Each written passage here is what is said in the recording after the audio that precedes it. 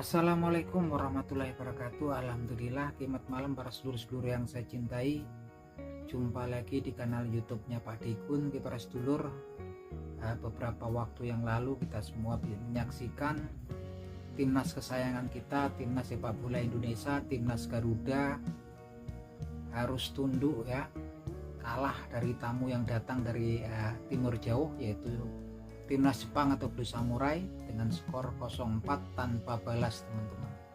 Tapi memang ini kondisi ini memang kemudian bisa kita mengerti, memang kalau kita lihat dari berbagai macam sisi, dari berbagai sudut juga ya memang berat ini, karena ini peringkat satunya Asia ya teman-teman, dan dia peringkat 15 besar dunia FIFA ya teman-teman. Sedangkan Indonesia saat ini juga peringkatnya sangat jauh gitu kan, peringkat 128 saat ini.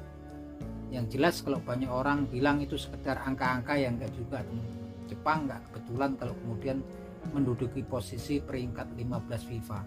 Dia juga pemain-pemainnya juga bukan pemain sembarangan, pemain-pemain yang dimiliki oleh Blue Samurai adalah pemain-pemain yang memang berkualitas gitu kan, baik dari skill, permainan timnya juga bagus, dan mereka lah tim yang sudah terbentuk lama. Dari kelompok umur mereka bermain bersama, ketika junior mereka bermain bersama, sebagian besar dari mereka bermain bersama.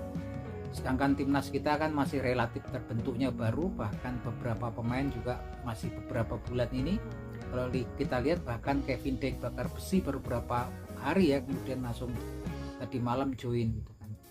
Terlepas dari kekalahan kita ya, memang dari suatu pertandingan ada yang kalah ada yang menang, tapi saya pengen menyoroti satu ya teman-teman, ketika salah seorang pemain yang memang saya pikir saya sendiri lihat kondisinya saat ini begitu prihatin atau sedih gitu kan, kita yaitu Eliano Reinders. Eliano Reinders sendiri saya ngefan ya, salah satu pemain yang saya fan. Dia pemain dari football klub Zwolle di Revie Divisi yang memang didatangkan jelang timnas kita berhadapan dengan Bahrain, yang waktu itu tinggal berapa hari ya, tinggal kurang lebih 1 minggu gitu kan. Karena memang betul-betul ketika itu PSSI betul-betul berharap sepertinya Eliano Reinders dan Mads Hilger kemudian bisa membantu memperkuat timnas kita gitu kan, dan mereka juga antusias untuk membela merah putih gitu kan. Waktu itu proses naturalisasi mereka, perpindahan warga negara mereka dari warga negara Belanda menuju warga negara Indonesia, mereka dikejar ya, yang memang seharusnya dilakukan di Indonesia, seyogyanya di DPR RI, gedung DPR RI, dipercepat pengambilan sumpahnya sampai di KBRI Indonesia di Brussels, Belgia. Alhasil mereka kemudian memang dengan proses yang cepat, yang memang kemudian dengan ekspres ya, diurusannya tentunya dari Bapak Erick Thohir dan jajaran elit PSSI, sampai kemudian memang kemudian dipercepat perpindahan mereka dari Federasi Sepak Bola Belanda ke NVB menuju ke PSSI juga dipercepat. Akhirnya memang mereka akhirnya dikejar, kemudian bisa tersedia ketika jumpa sama Bahrain. Oke, si Mads Hilger kemudian dapat posisi sebagai starter. Tapi kalau Eliano Reinders ini kan memang sepertinya agak menyedihkan ya, saya prihatin gitu kan. Seorang bapak muda yang kalau saya lihat itu saya sedih banget, seperti mau netesin air mata gitu kan. Seorang bapak muda dengan istrinya, anaknya masih kecil gitu kan, yang kemudian memang mempertaruhkan kewarganegaraannya gitu kan. Istrinya sama anaknya warga negara Belanda, dia betul-betul ingin bela timnas Indonesia sampai rela kemudian berpindah kewarganegaraan. Begitu pun juga saya lihat dari kedua orang tuanya, kecintaan kedua orang tuanya begitu mendukung anaknya untuk memperkuat timnas itu kan. Gak kalah hebatnya lagi kakaknya yang merupakan pemain bintang di AC Milan, yaitu Tijani Reinders, juga memberikan dukungan yang sangat kuat kepada Eliano Reinders. Tapi apa jadinya teman-teman ketika kemudian si Eliano Reinders proses yang dipercepat gitu kan, ternyata ketika jumpa Bahrain juga si Eliano Reinders cuma jadi pemain cadangannya, bukan starter gitu kan. Sekitar menit 70-an lah gitu kan. Itu pun dia dipasang di posisi sebagai fullback kanan ya teman-teman. Saya dulu berharap Eliano Reinders itu kemudian dipasang sebagai winger ya. Ingat kalau kita lihat krisis kita di depan kan, di lini tengah dan winger teman-teman. Memang ada tapi memang belum meyakinkan. Kalau kita lihat mana Marcelino Ferdinand nggak pernah kemudian mendapatkan menit bermain di klubnya seperti dulu di KMNZ DNZ di Liga Belgia, dan terakhir di Oxford United ya di Liga Championship Inggris. Dia nggak pernah mendapatkan menit bermain. Kalaupun dia dapat menit bermainnya di under 21 ya, tim mudanya Oxford United, bukan di tim seniornya, bukan di tim utamanya. Saya nggak ngerti kemudian dasar daripada pemilihan pemain, saya nggak ngerti, walaupun itu dikatakan bahwasanya Coach STY itu hak prerogatifnya Coach STY.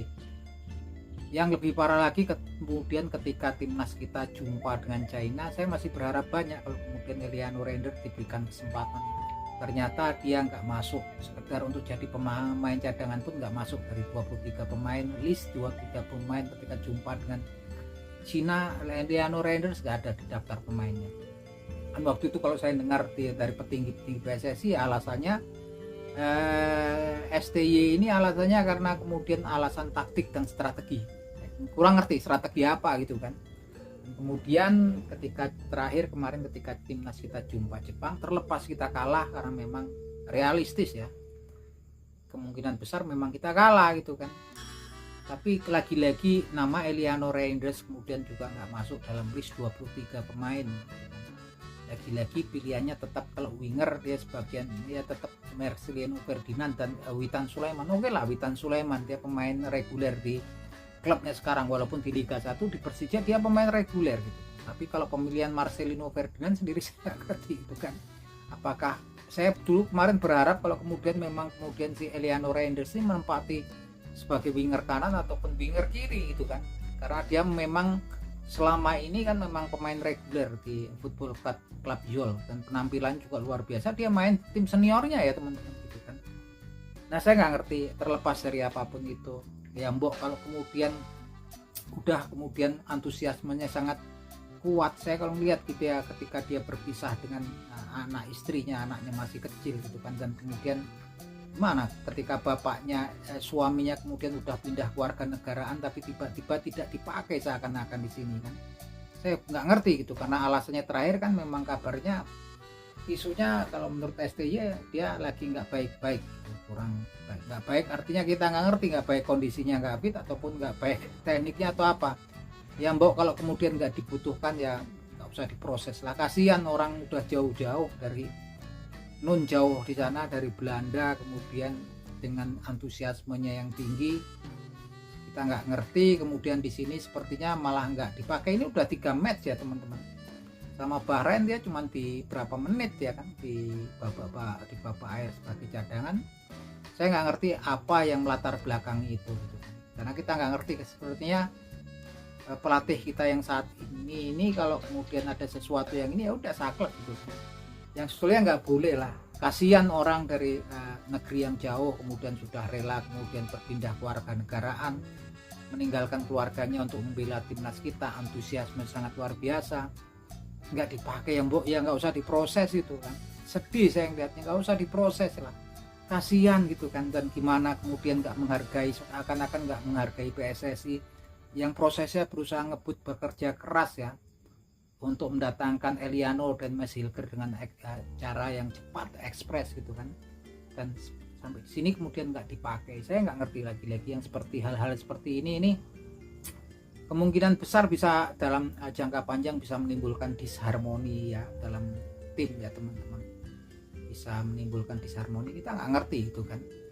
Yang jelas hal-hal seperti ini, objektivitas pemilihan pemain juga saya pikir harusnya pemain-pemain yang memperkuat timnas lah, realistisnya lah pemain-pemain yang reguler ya, yang memiliki rating yang bagus di klubnya dan menjadi pemain reguler di klubnya. Saya yakin yang objektif seperti itu. Kalau memang pelatih itu memang pelatih internasional yang legendaris, yang profesional seperti itu kan. Pastinya pemilihan pemain didasarkan oleh performa bermain di klubnya, menit bermain di klubnya, rating bermain dia di klubnya. Tapi di sini kayaknya nggak tahu saya masalah objektivitasnya gitu kan. Yang jelas saya sendiri apapun itu ya namanya pelatih, dia punya hak untuk menentukan Artinya tapi kita sebagai fans juga waktu bertanya. Kalau saya sendiri secara pribadi cuman kasihan ya teman-teman, sedih gitu kan kalau kita lihat Eliano Reinders berpisah sama istrinya, kemudian masih sama anaknya yang masih kecil gitu kan. Begitupun juga begitu bersemangatnya kakaknya Tijani Reinders untuk memberikan semangat pada adiknya ketika pertaruhannya berpindah ke warga negaraan. Sampai di sini nggak dipakai ya, ya sebetulnya kalau nggak dipakai, nggak dibutuhkan ya nggak perlu lah diproses gitu kan, sayang, kasihan ya gitu kan. Tapi yang jelas saya juga memang sudah apresiasi PSSI, apalagi Bapak Erick Thohir yang memang bekerja keras dan bisa meyakinkan para pemain-pemain diaspora kemudian untuk memperkuat timnas kita gitu kan. Walaupun kemudian masalah memakai enggak mereka adalah kode STY, tapi kan tentunya PSSI juga melakukan proses pendekatan sampai mengambil mereka, bisa meyakinkan para pemain diaspora untuk join dengan timnas. Ini kan juga atas pesanannya STY, itu kan pemilihan pemain gitu kan. Ini saya nggak ngerti masalah yang kayak gini ini, saya sendiri anggap sebagai suatu tragedi gitu kan. Apa sih gitu kan, apakah kemudian ada kesalahan yang dilakukan Eliano Reinders gitu kan, kita nggak ngerti. Tapi hal-hal yang seperti ini pastinya lambat laun bisa menimbulkan disharmoni dalam squad kita gitu kan. Apalagi kalau kita lihat kemudian di situ juga ada dua pemain kemarin yang sudah datang itu kan, Mauro Zylstra dan kemudian Ole Ten Hag Romania. Pastinya saya pikir ya pastinya mempengaruhi pikiran mereka juga kalau kemudian mereka melihat kemudian kondisinya si Eliano Reinders yang nggak pernah dipakai. Ini udah jelas 2 match nggak pernah dipakai gitu kan. Cara-cara yang seperti ini yang sebetulnya memang patut kemudian wajar kalau kemudian kita sebagai fans mempertanyakan hal-hal tersebut ya gitu kan, karena memang timnas ini kan memang kesayangan milik kita bersama gitu teman-teman. Tahu kalau teman-teman pendapatnya seperti apa, saya sendiri anggap ini sebuah kayak tragedi. Moga saja mohon besok masih dipakai ya Eliano Reinders ketika jumpa dengan si Elang Hijau atau Arab Saudi gitu kan. Tapi kalau nggak dipakai lagi ya sudah keterlaluan, ini kan luar biasa ini, seperti ngerjain orang yang kasihan sekali. Orang datang dari jauh-jauh kan kemudian memang kemudian nggak diindahkan karena alasan juga nggak jelas. Kalau kemarin kan katanya lagi nggak baik itu nggak baik permainannya kah? Kalau nggak baik permainannya ngapain kemudian diproses sampai sini gitu kan? Ataukah kemudian nggak baik fisiknya, nggak jelas kan? Yang jelas saya pikir kalau saat ini memang kalau kemudian jelek tampilannya timnas pun sebenarnya timnas kita sekarang di bawah kepemimpinan Bapak Erick Thohir, PSSI bawah kepemimpinan Bapak Erick Thohir, banyak pemain-pemain pelatih-pelatih legendaris, pelatih-pelatih yang terkenal memiliki nama yang memang kemudian rela mau kemudian untuk melatih timnas kita. Saya pikir pelatih-pelatih dari Eropa seperti Patrick Kluivert gitu kan, Van Bommel yang mereka memiliki pengalaman ya ketika mereka jadi pemain saat ini juga pastinya kalau dilakukan pendekatan nanti juga pastinya mereka akan mau. Dan saya pikir memang kita lihat ya apakah timnas kita kemudian bisa berbicara banyak. Kalau saya sendiri sebagai fans sih tetap berharap banyak timnas kita kemudian bisa menang sama Saudi Arabia dan kemudian masih kemudian memiliki harapan untuk kemudian bisa lolos di putaran final Piala Dunia 2026 melalui babak playoff ya teman-teman. Itu harapan kita semua. Tapi lagi-lagi saya memang prihatin dengan apa yang saat ini saya turut merasakan ya. Saya merasa sedih dengan apa yang terjadi dengan Eliano Reinders saat ini. Saya nggak ngerti kalau teman-teman seperti apa pendapatnya. Ini sekedar curahan hati ya dari supporter timnas ataupun fan timnas Indonesia yang mungkin harapnya didengar ya oleh semua pihak yang terkait. Oke, itu aja teman-teman. Akhir kata salam sepak bola.